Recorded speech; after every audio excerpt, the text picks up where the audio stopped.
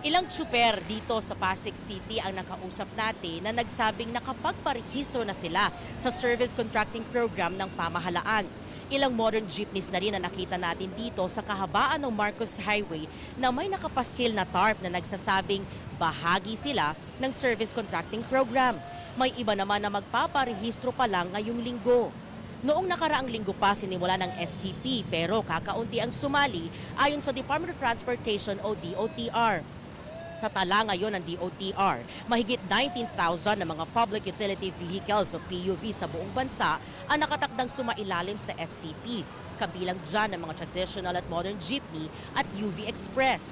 Isasagawa ang SCP sa loob ng 2 hanggang 3 linggo kung saan babayaran ng pamahalaan ng 30 pesos kada kilometro ang mga traditional jeepney. 40 pesos naman kada kilometro para sa modern jeepneys at 100 pesos kada kilometro para sa mga bus.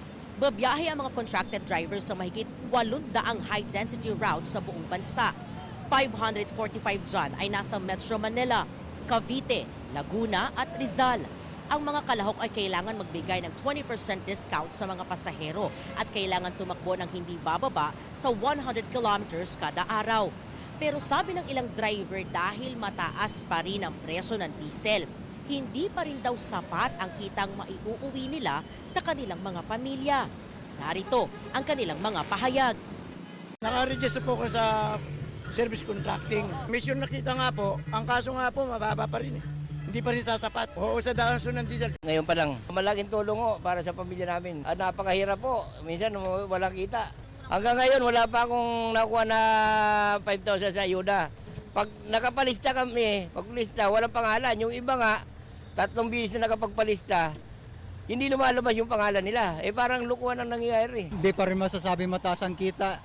20% discount sa mga pasahero, tapos ilan lang naman pasahero din sasakay dito, tapos magkano lang naman din ibabayad nila. Pambayad lang din sa diesel. Wala pa rin, walang kwenta pa rin yung ano na yan eh. Programa na yan. Ibaba talaga ang diesel, yun lang talaga pinakamagandang paraan.